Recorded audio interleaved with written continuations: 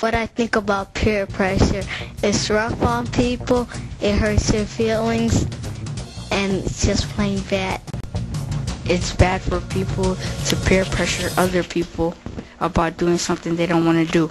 Peer pressure pretty much controls everything that a lot of kids do. I mean, how they dress, how they talk, how they walk, what they eat, what they drink, how they wear their hair, what kind of shoes they have on.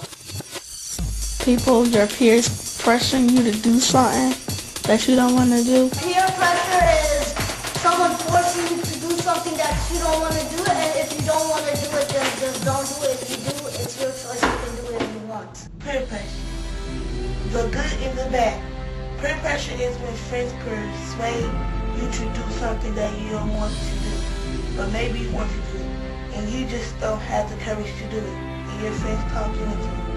Peer pressure can be broken down into two areas: good peer pressure and bad peer pressure. Good peer pressure is being pushed into something that you don't have the courage to do, or just didn't cross your mind to do. Yeah, Jim, I want to go to the library. No, man, I'm just chilling. But we got lots of homework to do. Oh, we do got a lot of homework. Let's go. Okay, let's go, guys. Bad peer pressure is being forced into doing something that you don't want to do because your friend said that you should. Isn't that Abdi? Yeah, I think so. What are you doing, Abdi? I'm smoking. You guys want to try it? It's good. No, smoking is bad for you. Yeah, I thought you were going to do that. What are you doing? I'm trying to kill the habit. You shouldn't be smoking. Yeah, this is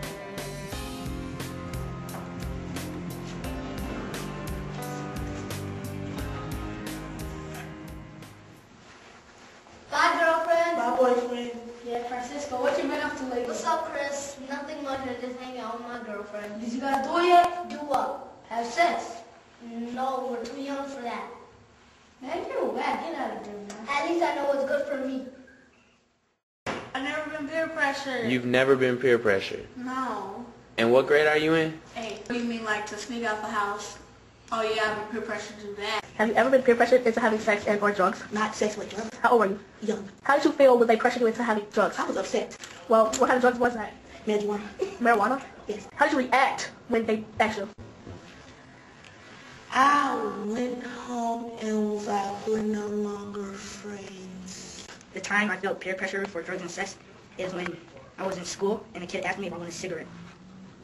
So what'd you say? I said no and ran. I never felt peer pressure. Instead, my friend felt peer pressure before, and a kid asked me if he wanted some drugs. He was like, nah, my mom's gonna get worried because it was too late. One night, I was asked if I wanted to have a beer while I was riding in a car, and I was 17. So one, I'm underage. Two, it's basically having an open container in a car. You ever heard of that before? Okay, basically, if you have an open container on a car, that's illegal. You're not supposed to have that. So, and everybody else had one in their hand, and so it was one of those things where everybody else is doing it, so why don't you do it? So when I was about 16 years old, my younger brother came to me and said, hey, Jeff, I'm chewing snuff. You want to try some? And I said, oh, no, I don't want to chew that stuff. That is terrible. He said, oh, come on, you big chicken. If I can do it, you can do it. So I said, okay, and I took and I chewed the snuff, put it in my mouth, and started chewing it. Well, I'd never done this before, and I kind of swallowed some of the juices. I got pretty sick and kind of puked a little bit, stuff like that. And the only reason I did it is he said, oh, you big chicken. If I can do it, you can do it. I got through peer pressure. Someone told me to smoke, but I did not take it. So for all those kids out there, don't ever smoke in your life, or you'll regret the day you smoked. That's all I have for you guys today. Adios, amigos. I think the problem that you get into is that if you start saying, okay, someone starts, smoking dope, smoking marijuana because Robbie thinks it's cool to do it. That's when peer pressure becomes a problem. Bad things is that they can get pregnant. So I think it's important to understand when peer pressure becomes a problem and when it really doesn't have that big of a consequence. Tell them that they all have choices and that each choice has a consequence.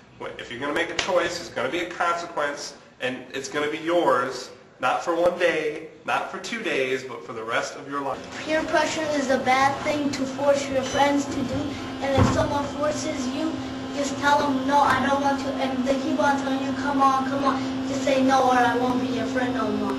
That's how to get away from bad peer pressure. So if you get peer pressure, tell your mom or your school or your principal. So then the person that peer pressure you get some trouble. If you say yes to drugs, you might go in jail. knowing who you're hanging out with and knowing who you are when you hang out with certain people. Do not choose drugs or anything. If someone asks you, do you want to have sex, go right to a teacher straight away.